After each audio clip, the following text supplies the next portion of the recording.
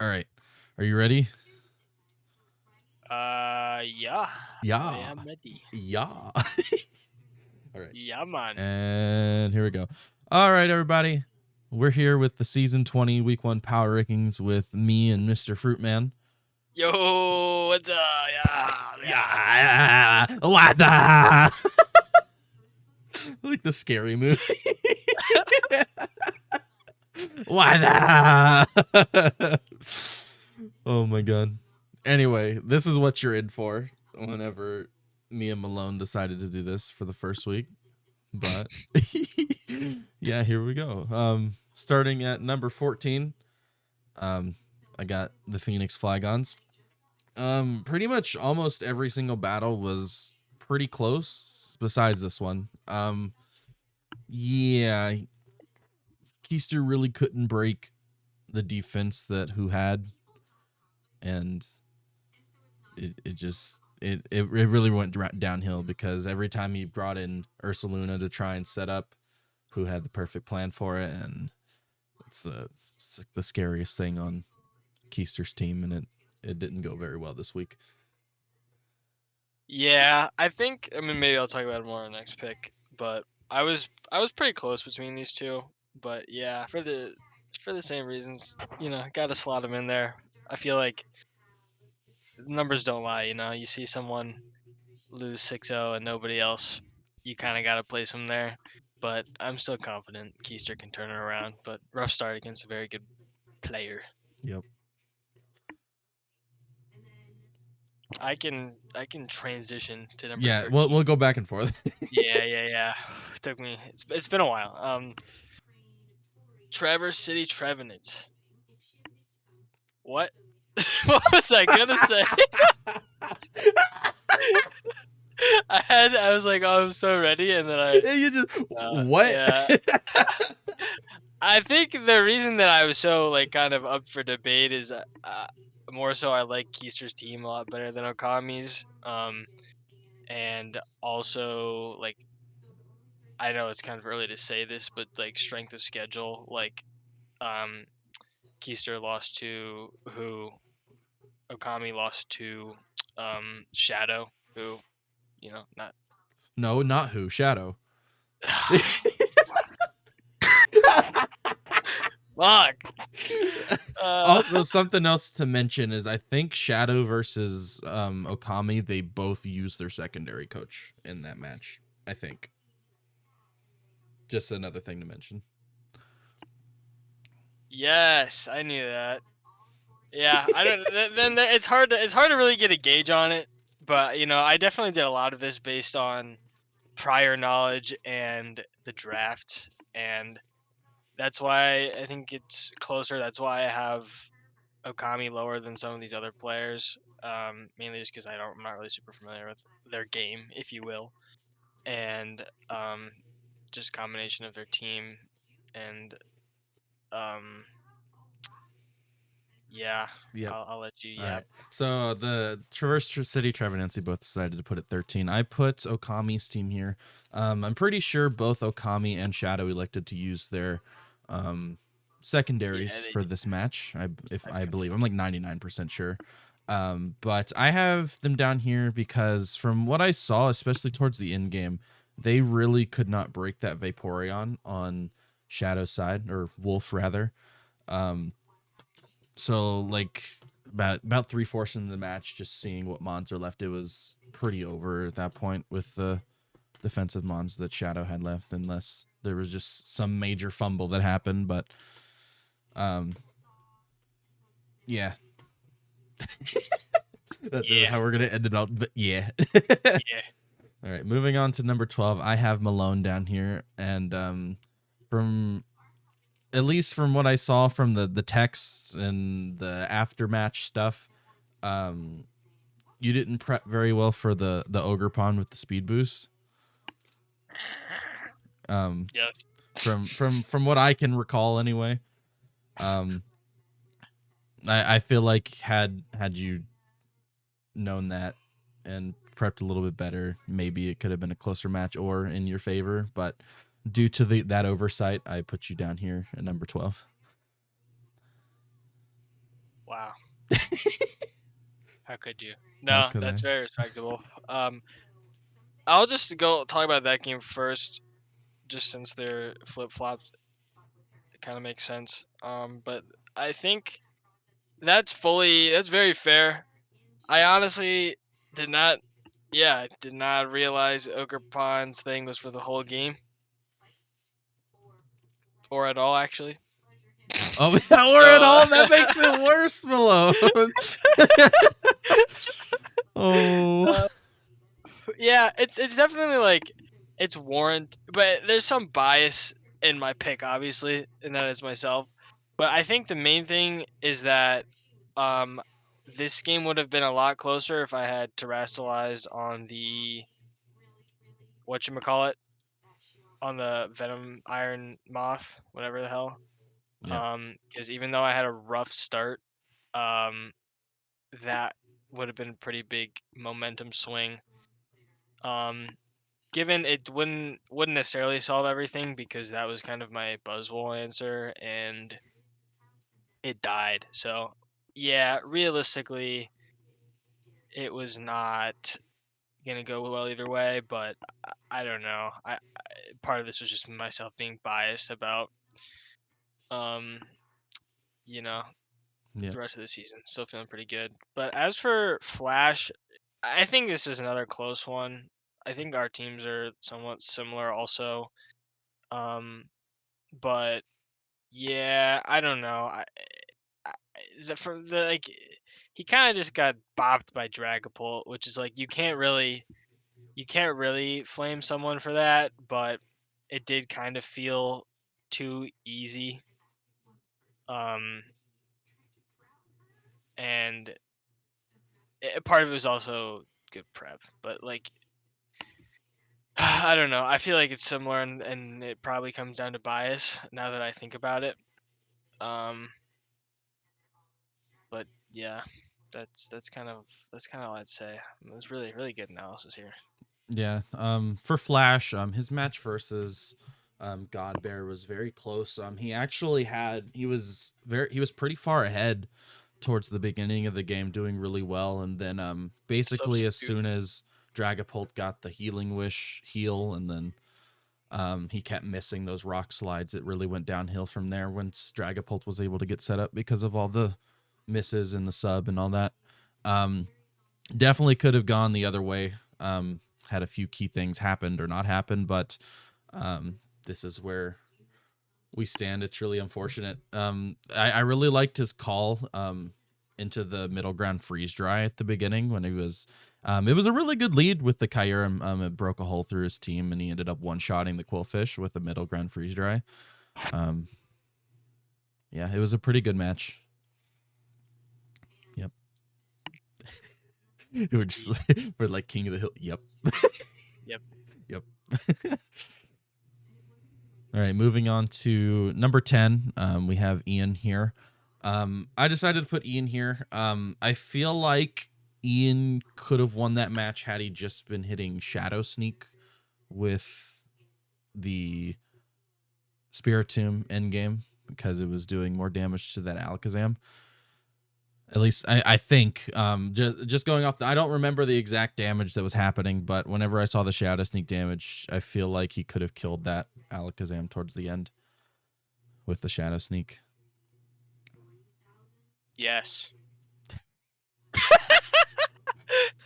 No, I agree. I don't know. I think we're getting to the point where a lot of these battles were kind of either way. I think it was a rough start for Ian, because if that goes differently, like he gets off the taunt successfully, you're gonna get Chip on Mudsdale or something that's gonna probably change the game. But I like the plan there. Like I think he had good ideas, just not great execution, good Yep. prep, bad execution, if you will. Um, so I don't really have a whole lot else to add there. Um, Moving on to the next pick, I have the Duke Blue Dooms and Cricket. the goat, the goat. Um, and I don't know, I like Cricket's team. I like this was also kind of a strength of schedule ranking because even though like I probably shouldn't be doing that because it's a little biased, but I know Hutch is a good battler versus I do not know as much about Handy, or like I do. I've seen Handy, but like I also like Hutch's team better, so I think there's some bias without even looking at the preview. Well, I realize that, and I'm kind of saying why that's why. Anyways, I think he like realistically, what he was not gonna win that game from a pretty early position, at least from what I can tell. Just because of the way he played against the gouging fire, like he got to a point where it was kind of gonna be hard to win. But he also got to a point where Hush really he was not gonna be able to get a lot of differential. So I don't know. I think realistically you could put Ian, you could flip flop him, but I kind of more so like Cricket's prospects going forward, and that's why I put him above him. Yep. Here at number 9, I decided to put Hunky Donkey, and Melone doesn't even have Hunky Donkey on this page, so now I feel bad. And What? but I have Hey, I mean Hunky. it's the same for Cricket. Yeah, that's true. That's So true. Yeah. I have Hunky down here at number 9. He went up against Brad this week, so that's no easy match whatsoever. But just from watching the battle, just Brad just it seemed like he had Hunky's number. The toxic spikes really helped, especially making sure that in case the Iron Hands was like a bulky set or a setup set with like Iron Defense or whatever, it made it to where it couldn't stay bulky without taking all of that damage. So it really put it on a timer. And just the prep with the Berry on the Rotom to be able to kill that Iron Hands effectively. I feel like Iron Hands was probably the most pivotal mon in the match that Hunky had, I would think. And it seemed as though Brad was very prepared for that and just couldn't execute. yeah, it's still you actually. Yeah. But going here at number 8, we have Shadow. Or I guess this week Wolf. We kind of talked about this earlier, but yeah, I have it was pretty he had the defensive mons that he needed, and he was able to keep those alive. I forgot who we faced. Okami's secondary coach didn't really have the combination to be able to kill Terapagos and Vaporeon if they were kept healthy. It yeah. that's kind of it. Those mons are really bulky, and you gotta make sure you have a way to deal with them. Yeah, I'm gonna once again go back to the strength of schedule thing too, because I also had Shadow here, and this is the lowest that either of us put a 1-0 coach, I believe. Yeah. And that I'm not a big fan of Okami's team. Well, in some ways I'm a fan, but like objectively I'm not really a fan. So I don't think matchup wise or strength of schedule wise, this was the most difficult battle. And also, yeah, I agree. Like it, I feel like it could have been played a little bit better in terms of getting differential because he was struggling with breaking those mons, but like I don't know, that's not really, it doesn't always work like that. And also co-coach week 1, like Wolf is the GOAT. No disrespect to Wolf, but like I don't know. I feel like I can't. You haven't even shown yourself playing yet. You haven't Yep. shown yourself using this new team. So um, that's why he's the lowest of the 1-0 coaches. And moving up to Handy Manny, even not. Handy man. Yeah, we talked about his battle recently with Ian. It's hard. It's hard to say. I can bring up strength schedule again, but I can also talk about the battle because clearly I am not doing that much. But I liked Handy's overall game. I think Seven Scores was fun.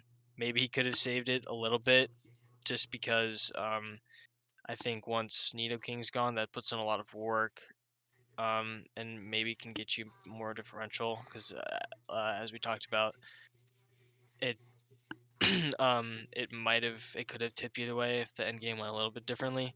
So I think that kind of warrants him staying at number 7. Um, I like his team too. I think it's not super. It wasn't super highly touted in the rankings though, so that's another reason to kind of keep him here. But I think he's in a good spot. Yep. I also have Handy here. I kind of mentioned everything that I had to say about Handy earlier when talking about Ian up there at the top. Like I said, I don't remember the damage rolls on the Shadow Sneak, but I feel like Ian should have won that. And I have him above Shadow because it wasn't really Shadow playing for the first match. So it's not like, I don't know. This is where I have him. Yeah, I kind of talked about it already. I don't really have anything else to add. But yeah, moving on. This is where I have Cricket at number 6. He faced Hutch, which is a really tough matchup in itself. And I don't think. Yeah, I don't remember what happened in the match anymore. I just, the only thing I really remember was the end game because that was kind of the most pivotal point of the match. I guess I'll just go ahead and talk about the match since we're here. But the he couldn't really break that gouging fire in the end game. He let his gouging answer go down too early. What his gouging answer was, don't really remember. I can't remember the mons in the match. Yeah, I just specifically remember his last 2 mons being Scizor and Chen Pao, and neither of those can really deal with that gouging fire. So definitely got to make sure that your gouging fire answer does not go down early, because you definitely need that. Yeah. So this is where I had Hunky. Little bit of a crazy pick. I think but it's fully warranted in his placement, and objectively, Hunky should be lower. But this is the ASL. I don't know why I said that. In hindsight, This that's kind is of a weird indeed thing the to say. ASL. This is the ASL. I was gonna say something like, and like that doesn't matter. Like we just like it's weird around here. But then I was like, I couldn't come up with a good way to say it, so it would have just sounded stupid. So I just decided to take the L. But yeah, I like main things are, one, I wanted a little bit of a crazy pick. Because it's week 1. I clearly, as the season goes on, our rankings are gonna be more accurate because more games are played. So I feel like if you're gonna take risks with these picks, you might as well do it early. Barely even consider a risk.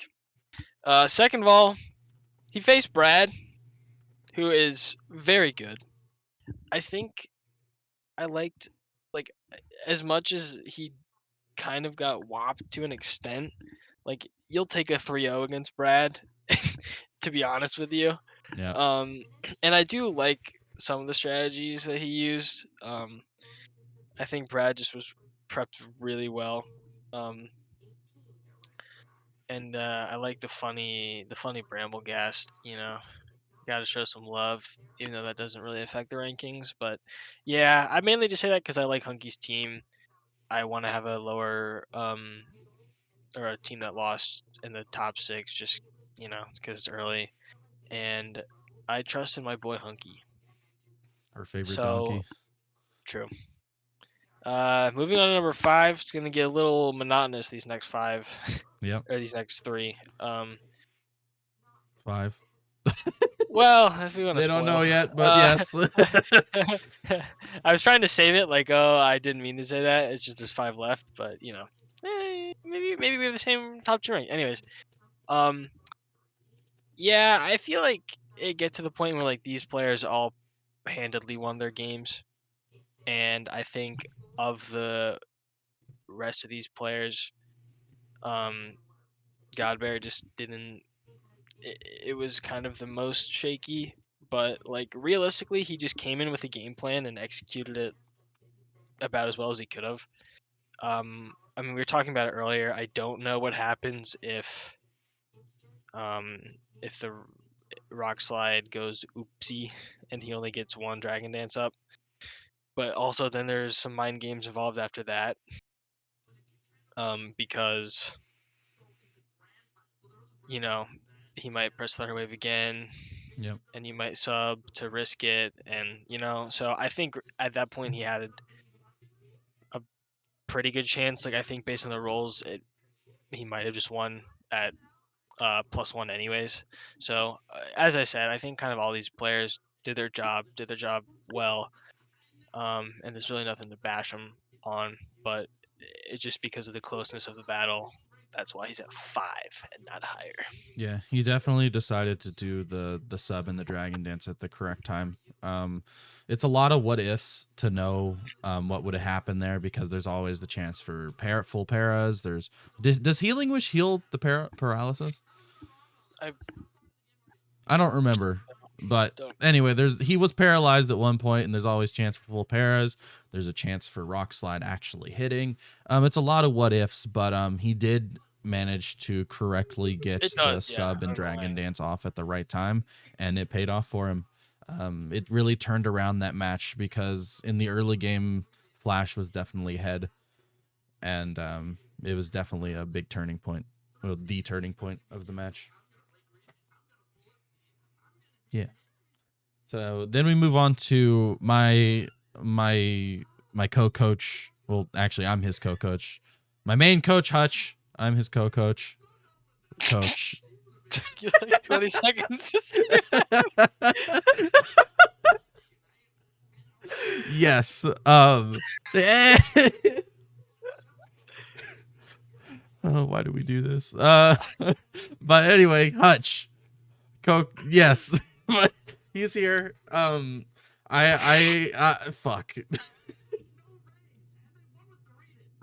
I don't know anymore. He's here, and Gouging Fire is a goat, and Zarude was really good into Cricket's team. I'm not gonna go full into sets, but I'm pretty sure Cricket knows what set that Zarude was, and anybody that watches the match could tell what set the Zarude was. But yeah, Zarude was really good. Comes in, hits buttons, gets out, and Gouging Fire just lives any hit that anything could throw at him, pretty much. Bonk. Things do not go bonk to Gouging Fire. Gouging Fire goes bonk to other things. Zarude bonk. Yeah, Zarude bonk out. In bonk out. That was Yes. Yeah, you speak, Melone.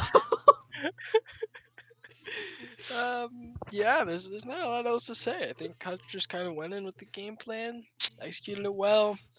The hazards proved to be pretty tough, to be honest, in that game. And that combined with just the Gouging Fire and the Zarude kind of yunky spoinkied, Yunky spoinky. Yunky spoinky. It's like another name for hunky donkey, but it's exactly. Hunky spoinky. I think 4 is warranted, just again based off differential, and like Gouging Fire did end up low. Like I don't think Hutch necessarily, like I think he was in a little bit better position than Godbear, but he was para'd. Oh, I know. I'm saying like comparing 4 and 5. Yeah.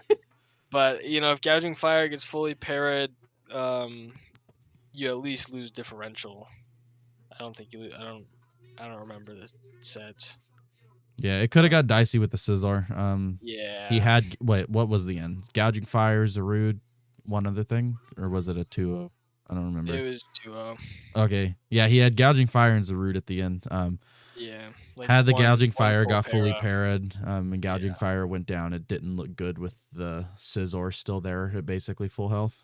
Yeah. But But he did have Morning Sun, so like he was definitely aware of it. mhm. He might have played differently around the scissor.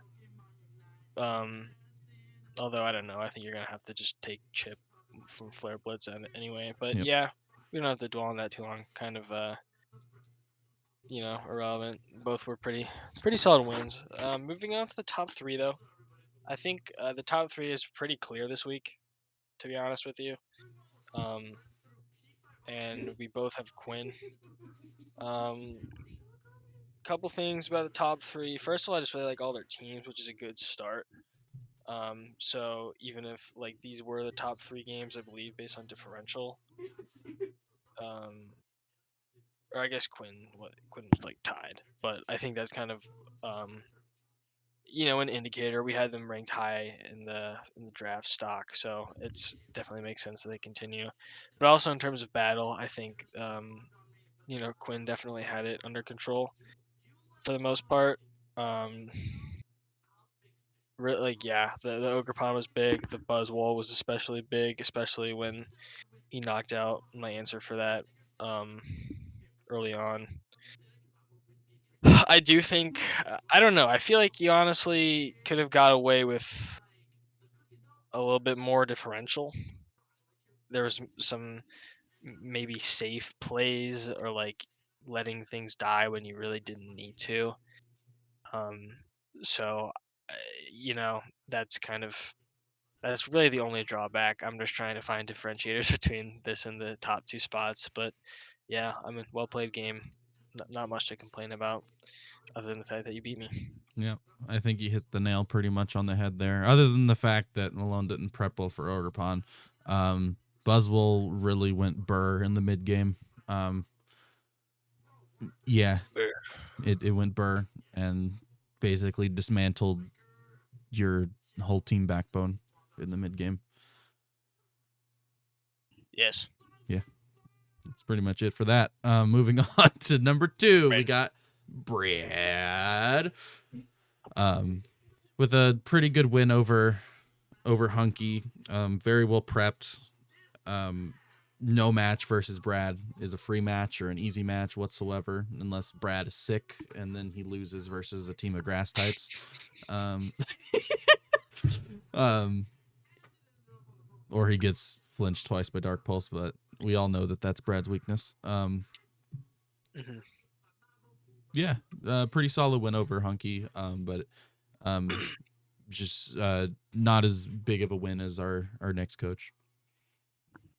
Yeah, I honestly I definitely shouldn't have. I feel like it's pretty clear just based on how the games went that it's these two in this order. But I was tempted to put Brad number one just because he's Brad, Yep. coming off championship, and he's Brad. Yeah, I definitely think you could argue for Brad to be the number one pick with how well prepared he was for that match. Yeah. But like who's also, like he fucking 6-0'd him. Like he did the same thing. So, but yeah, like there's you kind of you said all the important parts there. I think he handled the Ting Lu situation really well. The Rotom set was just a really good set. The Babiri, like the Rotom literally was perfect. Probably the MVP of the match. And yeah, I mean it handled up pretty well. Didn't even need to get rid of the hazards, and overall, just he kind of put himself in a position to win with Ogre Pond. Never really felt threatened, but yeah, but I don't know why I said but again. Yeah. Yeah. Who definitely didn't let that Ursaluna set up and get any ground towards him. Definitely a good game I didn't even plan talk about who yet. This is crazy. Oh, I thought you were talking about who. No, I was talking about Brad. Oh, I'm falling asleep over here. This is gonna be a really good video. I thought we were talking about who. I was about to go into who. I was literally about to. Okay, Because go into who. back on my earlier point, another reason that I liked putting Brad at number 2, it's just because it's funny. And I I don't want to put Brad at number 1 because I think the only other he has thing that would have motivation. made that match even more funny is if an energy ball happened somewhere. Yeah, I think there's an energy ball in my match if that counts for anything. It doesn't. But yeah, do we even really need to talk about who? He just kind of whopped Skeester, if you will. He knocked him on his keister. Yeah, like there's not a lot to say. He kind of didn't let him set up at all. Yeah, really strong analysis here. But I don't even know what to say. Like he just everything he did was good. Yep. I agree. Yeah. Yep. Yeah. I don't really think there's much to say for whose match. Just he 6-0'd Keister. Basically had every box checked to deal with Keister's team, and he didn't let Keister get any ground towards him whatsoever. Nothing much else to say there. He knocked him on his Keister. Anyway, that's season 1. No, season ASL season 1. ASL season 1, week 20 power rankings. With Brett and Melone. Bye. Bye.